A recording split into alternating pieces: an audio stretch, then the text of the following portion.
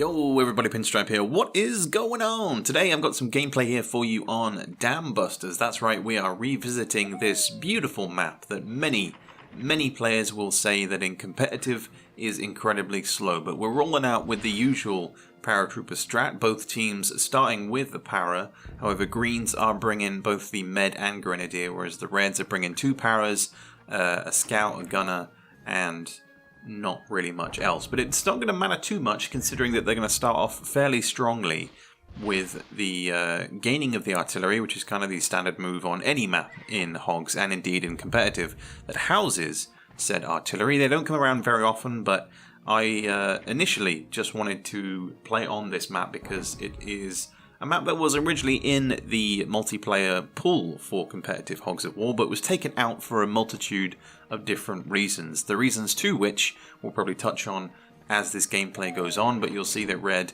like I mentioned, both teams bring in the Orderly, so Medic is going to make his way up. Surprisingly, the artilleries weren't able to push either pigs down that were starting on the top of the dam itself, because you would think that it's meant to be that easy to use an artillery shell and just nudge a dude down into the water, but they both stay up, and in doing so the enemy Red Orderly makes his way onto the dam.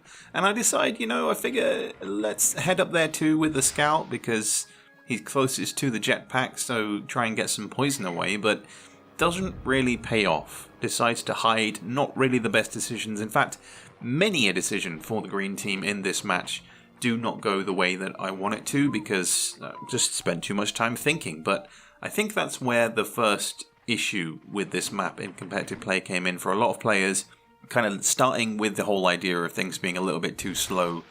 A lot of players get fairly flustered with the approach because it has the same kind of approach problems as Bridge the Gap, in that if you're the first pig to fly over an attack, then you leave yourself very vulnerable. And the other interesting thing about this gameplay as well is that I deviate from my usual objective of collecting health at all costs. You know my sort of mentality going into a game of Hogs of War. If there are health crates on the map, then I'm going to take the time to go and collect them. But as you'll see again from said gameplay, the health crates, or at least one of the health crates, lasts for near enough the entirety of the entire game. So Heavy coming in, he's going to be handy with that flamethrower, but once that flamethrower is used, didn't really use it that effectively, but brings him down to low health, which is not amazing. He is on 15 HP, and the Orderly and Grenadier on green, as I mentioned, are fairly lower down in the order because the long-range capabilities of the Grenadier is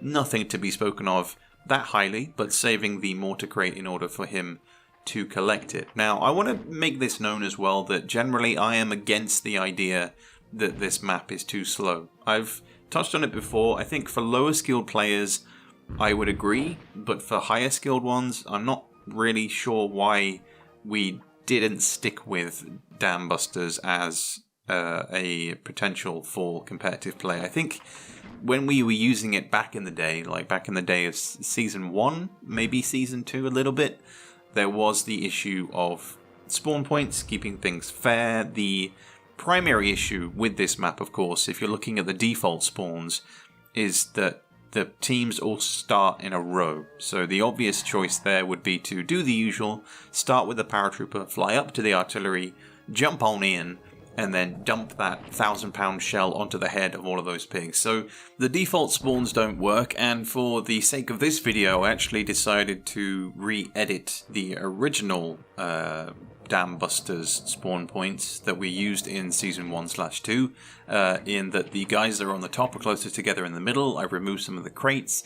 and generally shifted around that unfairness, I guess, of spawn points when we're talking about the artilleries, because the original ones were a wee bit too close together. It made it very easy to get those easy 100 damage 1,000-pound shell hits in, so made adjustments there.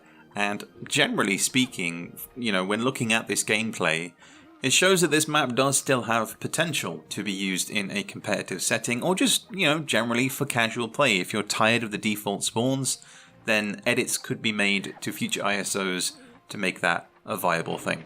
All of the turns so far for green have been incredibly reckless, including that self-hit onto my own medic. I figured as the gunner with the mortar, I needed to knock both medics off the top of the dam because that position generally is a tough one to get to, especially with the heavy weapons, but it paid off, and sadly this did not pay off. And it gets worse and worse for green team because as the game goes on, I noticed that I kind of get tunnel vision and red's artillery does not get damaged until the very, very late game, effectively when it's too late. You know, you need to increase your upkeep of damage onto vehicles. If you get tunnel vision and start targeting other pigs and completely forget about it, if you take the philosophy of I'm just going to wait until that vehicle is out of long-range shells or just shells in general, then you're kind of kidding yourself, if I'm honest, because you need to be damaging that vehicle. If you're not, then you're giving your opponent the biggest opportunity to continue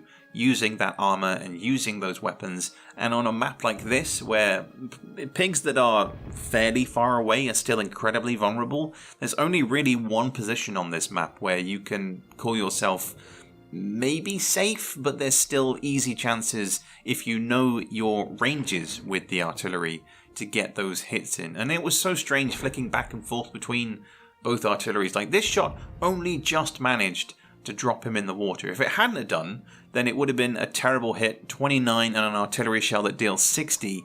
Like, no, but the water saved him there. We're going to throw the poison onto the grenadier as well, and like I say, it just keeps getting worse and worse. The decisions for green just keeps getting worse and worse.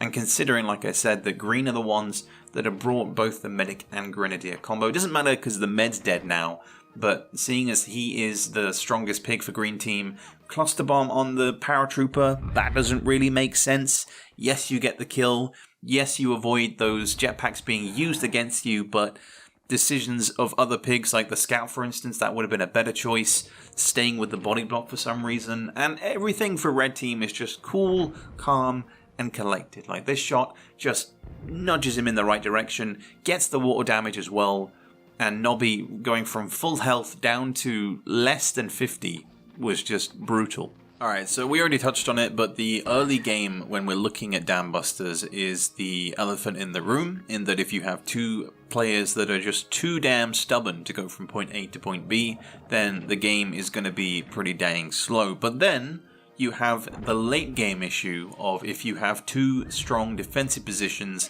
that once again both players are too stubborn to move from, and you then combine inaccuracy into the mix, that is where it becomes even slower. We have a few maps that are fairly similar to Dam Busters. If you look at Over the Top, you know, that kind of long range, high accuracy is needed. Nice little 90 there, by the way, to kill Nobby. What a way to go, going out in a ball of flames.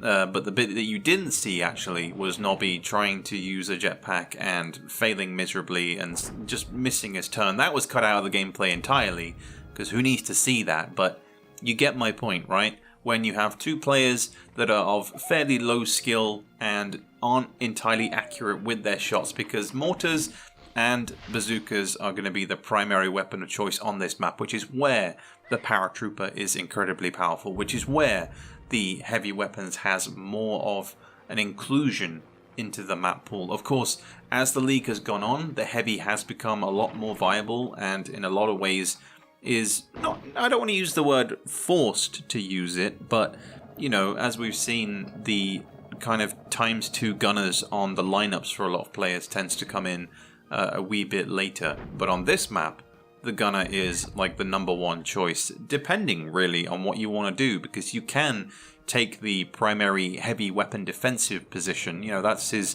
main objective, is to hone in on the strong defensive positions and then use that for the rest of the game. Or you can go in with the use of the flamethrower, with the use of a jetpack, because there are plenty to pick up on this map. You know, both sides get at least ×3.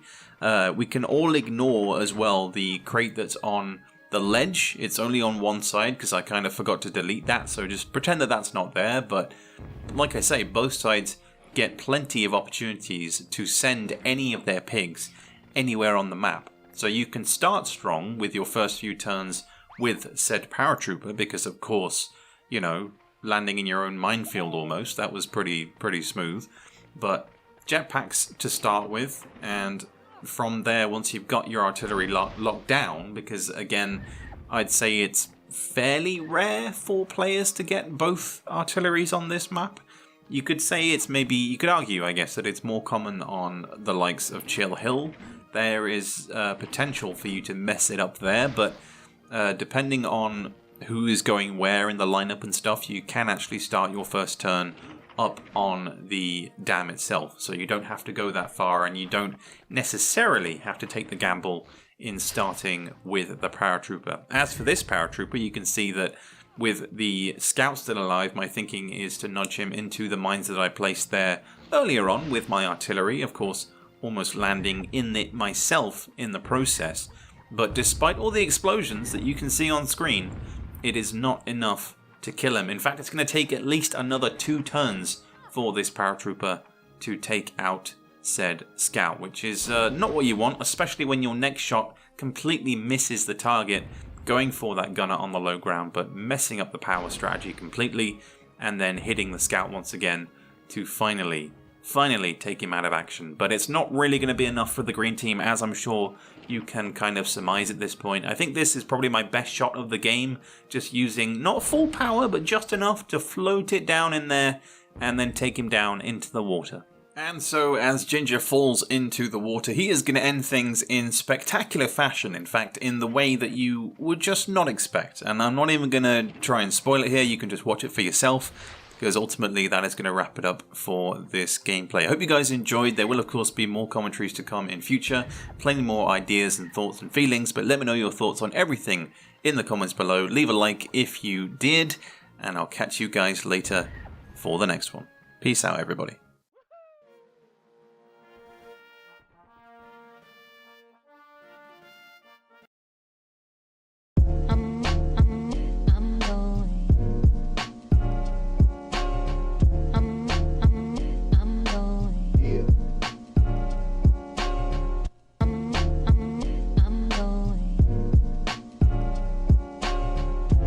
Destination.